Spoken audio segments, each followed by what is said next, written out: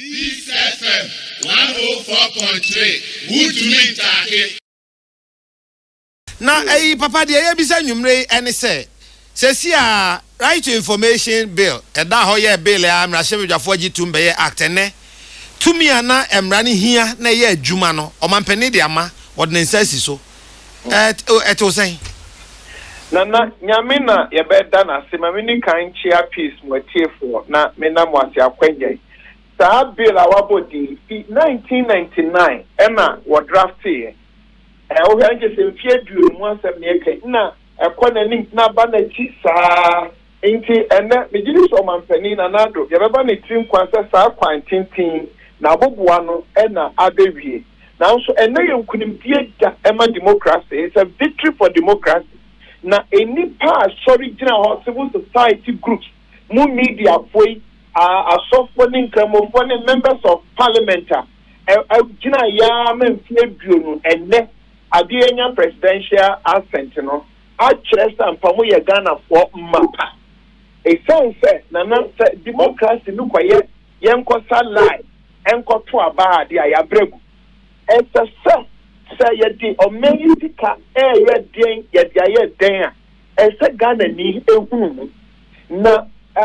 mu media for mu nuanu mu bi say who copy information who as ya jobi mo ba for you ni for ya to ahwe fam ya bono obena na obi ama trust ni bi esu obi ato atwene so ko bi sa asem epemuaye ebinum bra ebre atamfo a ebinum anya banana ene kyerese se nipa bi wo ho na mo ye determine mo hyem ho edin sa ye bre enso attack ejojo eni amani hu a ye hu ni delay nyina ki ye mpaba onyame beye niema kese akese ewo Ghana ha tinne won ebre ye demonstration any media for abre ebirum kura ewu akọ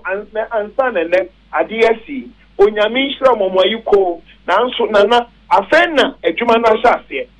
Ghana he wo mra kese papa bebre we yehumemu enye adwuma in fact adia ye kan South Africa, Angola, Zimbabwe, Uganda, Nigeria, Ethiopia, Rwanda, Liberia, Guinea omu nyina wo enso ebi ho a enye hute ewo wo mu kromo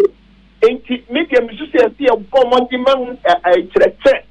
esha sia Ghana ni dia so o tik saade no afinkoma na ne ewura yi edi ese Ghana ni school mu asori enkramo mu ese bodde mu obi a tiase ye di ye juma na numu na ye democracy no na ne ho beba ye mfaso de watietie wakenkan wodu ani adi akire no wohunu ne se yamanyofo no wo pepa saa pe no se emra no ombema na ye adwuma se ne a etie anka na na so bisa men ka esa ubisa na maje so ane esa ne pani eya no ba infa wo hwe mfie duomu yi amanyoku ahodo a abafi 1999 almost 30 year review 2003 parliamentary court will be by a campaign or see a buy a pass it no way we no one pass it and now a parliament this is 60 ye baby no man and nonna ya Mr. Sana ye di adie be ye adwuma dia and ye na say wasem ni wu aye no I just any thing one civil society groups ni media for be di aye no say ja no ye hyemote in time say process no kwaya ye fa so jitu mu no ase I am fadance di ama say eye ni bresem emma ye mpanifo no sa ayi wo mo nan no mo twetwe na ase ama de 20 years no fie bio no the time ye dey be implemented there the time ye dey be ye adwuma there any area ye dey na be say amama dia omo agi right information bill ni atu wo mu krom nanso asa nhwe dan ye bibi surunkumbia amaya ne di kan bobo ti omo nyina wo sa law yi enso ebi wo ho a asa fa bibia ma wo na no de nyame mempare ye nana yo papa ye do ase anwumre bibia kire adwan ye besen aba horade asomdwe nkan Reverend Dr. Kwabena Opuni Frimpon no ena eye kane church of Wapeni Emma Christian Council of Ghana.